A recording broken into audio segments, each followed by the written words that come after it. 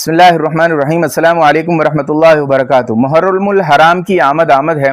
ہمارے ہاں عام طور پر یہ بات سمجھی جاتی ہے کہ محرم الحرام جو ہے یہ دکھ کا مہینہ ہے یا غم کا مہینہ ہے۔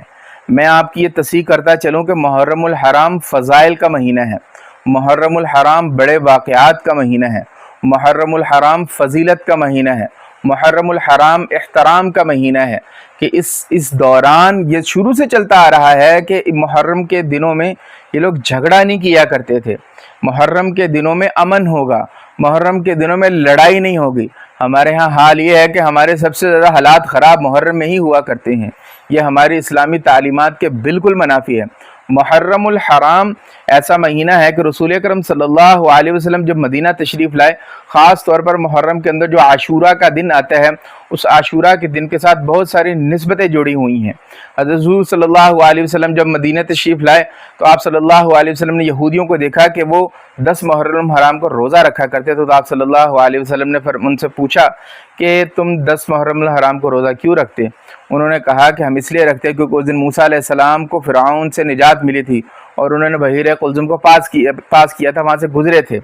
تو آپ صلی اللہ علیہ وسلم نے فرمایا کہ نحن احق بموسیٰ، میں موسیٰ علیہ السلام جو میرے بھائی ہیں ان کی تابعداری یا ان کے پیچھے چلنے کے زیادہ حقدار ہوں کہ اس خوشی میں ہم بھی روزہ رکھیں گے۔ لیکن پھر یہ فرمایا کہ ایسا نہ ہو کہ مشابہت آ جائے، تو لہٰذا تم یہ کرو کہ ساتھ 9 کا روزہ ملاؤ، یعنی 9 محرم الحرام کا یا 11 محرم الحرام کا روزہ رکھیں۔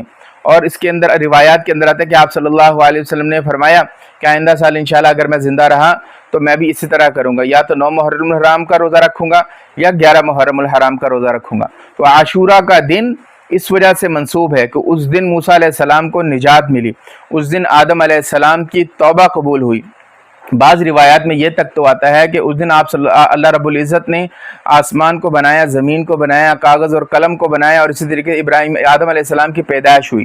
یہ 10 محرم الحرام عاشورہ کا دن وہ ہے کہ جب نوح علیہ السلام کی کشتی جودی پہاڑ کے اوپر جا کر ٹھہری۔ یہ 10 محرم الحرام عاشورہ کا دن ابراہیم علیہ السلام کو آگ سے نجات ملی اور ان کو خلیل اللہ کا لقب ملا۔ یہ 10 محرم الحرام عاشورہ کا دن سلیمان علیہ السلام کی جو بادشاہت تھی وہ ان کو بادشاہت واپس ملی۔ 10 محرم الحرام عاشورہ کا دن ایوب علیہ السلام کو بیماری سے نجات ملی۔ 10 محرم الحرام عاشورہ کا دن یہ ایسا دن ہے کہ یعقوب علیہ السلام یوسف علیہ السلام سے ملے۔ 10 محرم الحرام عاشورہ کا دن بعض روایت میں آتا ہے کہ عیسیٰ علیہ السلام کی پیدائش بھی اسی دن ہوئی۔